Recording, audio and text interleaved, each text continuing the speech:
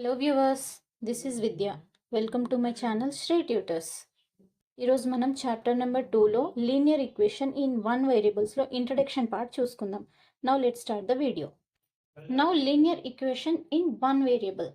So మనం introduction part start చేసే ముందు ఫస్ట్ వేరియబుల్స్ అంటే ఏంటి, కాన్స్టెంట్ అంటే ఏంటి, కోఎఫిషియంట్ అంటే ఏంటో ముందు నేర్చుకుందాం. సో ఫస్ట్ మనం వేరియబుల్స్ అంటే ఏంటో తెలుసుకుందాం. సో ఇక్కడ మనకి 3 టర్మ్స్ కనిపిస్తున్నాయి. 4x + y = 8. ఇక్కడ మనకి 4x ఉంది, y ఉంది అండ్ 8 ఉంది అండ్ ఈక్వేషన్ కూడా ఉంది. సో దిస్ 8 ఏమవుతుంది? కాన్స్టెంట్. న్యూమరికల్ టర్మ్లో ఉంది ఏమవుతుంది? కాన్స్టెంట్. అండ్ ఆల్ఫాబెట్స్లో ఉన్నాయి చూడండి. ఆల్ఫాబెట్స్ అంటే XY అవ్వచ్చు, ABPQRS. సో ఆల్ ఆల్ఫాబెట్స్ ఏమవుతాయి?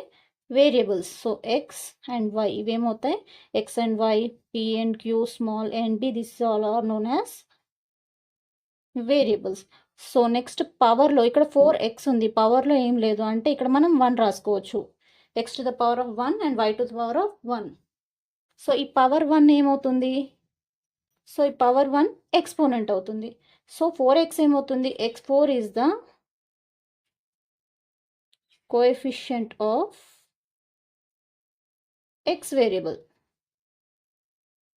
So 4 is the coefficient of x variable, y is the variable, 8 is the constant. So numerical terms numbers ఏవైతే ఉంటాయో అవన్నీ కాన్స్టెంట్స్. సో ఆల్ఫాబెట్స్ ఏవైతే ఉంటాయో అవన్నీ వేరియబుల్స్. సో పవర్లో ఏమైతే ఉంటాయో అవన్నీ exponents. So let's take one example. This one 4x + y = 20.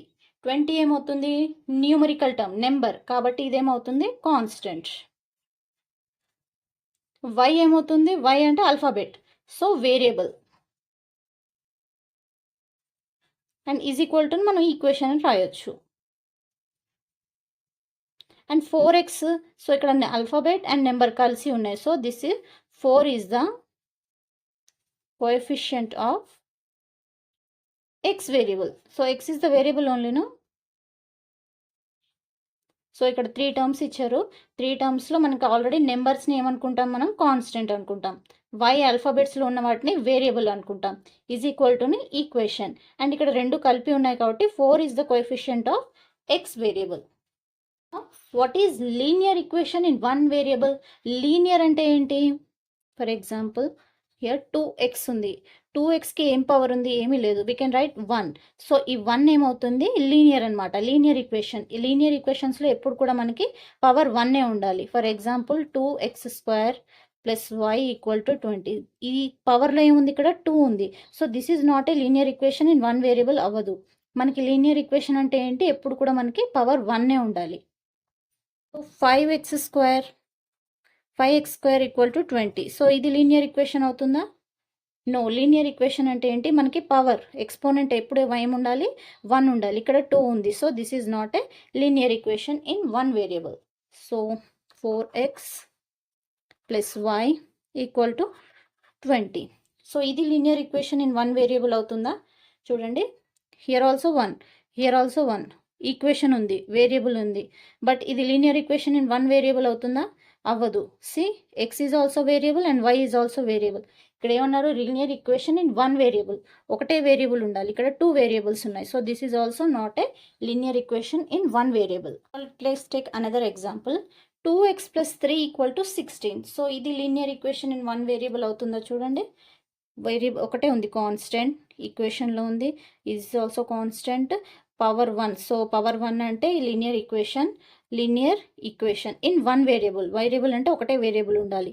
So ఇది linear equation in one variable అవుతుంది. Linear equation in one variable అంటే ఏంటి? లీనియర్ అంటే మనకి పవర్ ఓన్లీ 1 అయి ఉండాలి. 5x³ 2x³ అలా ఉండకూడదు. 5x⁴ only power should be 1 and equation ఉండాలి కాన్స్టెంట్. అండ్ లీనియర్ ఈక్వేషన్లో మనకి ఎప్పుడు పవర్ ఏమై ఉండాలి? ఓన్లీ 1 అయి ఉండాలి. అండ్ ఈక్వేషన్ అయి ఉండాలి ఇన్ వన్ వేరియబుల్, అంటే ఒకటే వేరియబుల్ అయ్యి ఉండాలి అండ్ కాన్స్టెంట్ ఉన్నా కూడా పర్వాలేదు. So this is a linear equation. So let's take some examples of linear equation in one variable. Examples of linear equation in one variable. First one చూడండి, 2x + 3 = 20. Linear equation. Linear అంటే only power should be 1. ఇక్కడ మనకి power 1 ఉంది. Okay, linear equation. Okay, equation ఉంది. Linear equation in one variable. Variable also only మనకి X ఉంది, Y Z అలా ఏం లేదు. So this is linear equation in one variable. Next one, 4x minus y equal to 2x plus 5. Linear. Linear means power should be 1. Here also 1, here also 1. Left hand side, right hand side unna parvaledu. Linear equation in one variable. Only x undi kada variable left hand side and right hand side. So this is also linear equation in one variable. Now third one, 2x plus 2y equal to 48. Linear equation unda chudandi, power 1 and here also power 1. Okay, equation ఉంది, linear equation in one variable.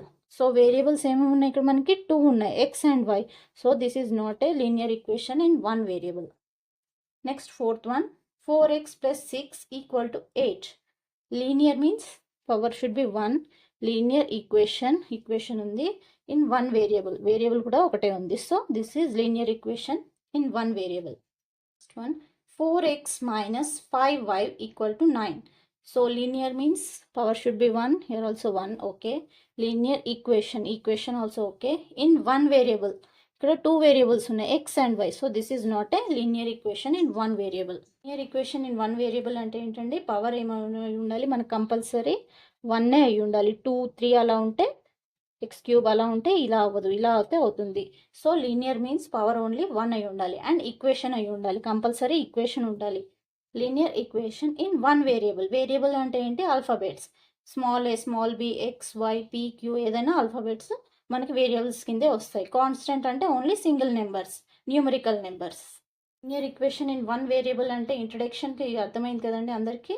Linear equation అంటే ఏంటి? Linear means power should be 1 and equation అయ్యి ఉండాలి in one variable.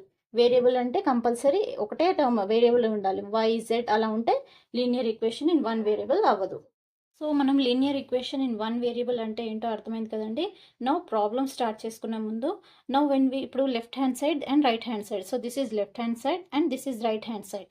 Left hand side ఉన్న కోఎఫిషియంట్ని right hand సైడ్కి తీసుకెళ్తే signs change అవుతాయి. So plus become minus and minus become plus, into become divided and divided become into. So 2x minus 7 equal to 35. So ఇక్కడ మనం xని find out చేయాలి కాబట్టి so -7ని right hand side తీసుకెళ్ళాలి. So అప్పుడు మైనస్ ఏమవుతుంది? Minus become opposite, minus ఏమవుతుంది? Plus, the sign opposite అవుతుంది. So 2x equal to 35 plus 7.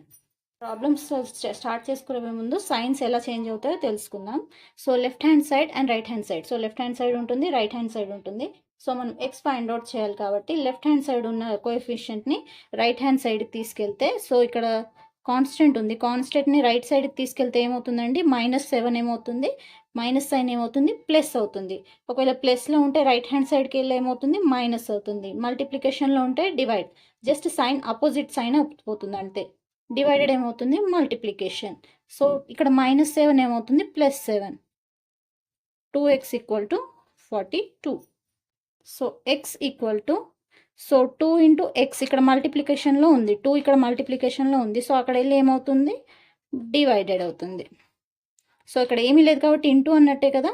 So ఎక్స్ని మనం ఫైండ్ అవుట్ చేయాలంటే ఇక్కడ డివైడ్ అయిపోతుంది ఇటు సైడ్ వచ్చి. So 2 times and 1 time. So answer is x equal to 21. So ఈ టేబుల్ని మీరు బాగా గుర్తుపెట్టుకోవాలి. సో సమ్స్ అన్నీ ఈ టేబుల్ మీదే డిపెండ్ అయి ఉంటాయి. సో ప్లస్ సైన్ ఉంటే ఏమవుతుంది? మైనస్ అవుతుంది. Minus sign plus into divided become multiplication. One more example, 6m equal to 12. So మనం ఇక్కడ ఫైండ్ అవుట్ చేయాలి, m ఫైండ్ అవుట్ చేయాలి, వేరియబుల్ ఫైండ్ అవుట్ చేయాలి కాబట్టి 12. 6 ఇక్కడ ఏంటి? మల్టిప్లికేషన్లో ఉంది, ఏమీ లేదు కాబట్టి మధ్యలో మల్టిప్లికేషన్ ఉన్నట్టు. సో మల్టిప్లికేషన్ ఏమవుతుంది? డివైడెడ్. మల్టిప్లికేషన్ రైట్ హ్యాండ్ సైడ్కి వచ్చి ఏమవుతుంది? Divided. 12 divided with 6, 1 time and 2 time. సో m equal to 2 answers. So ఈ టేబుల్ని మీరు బాగా గుర్తుపెట్టుకుంటే all problems we can solve easily. So మీకు linear equation in one variable and ఈ సైన్స్ ఎలా చేంజ్ చేయాలో మీకు బాగా అర్థమైంది కదండి. In the next video we will start exercise number 2.1. So మీకు నా వీడియోస్ నచ్చితే నా వీడియోస్ని లైక్ చేయండి, షేర్ చేయండి అండ్ సబ్స్క్రైబ్ చేయండి. Thank you.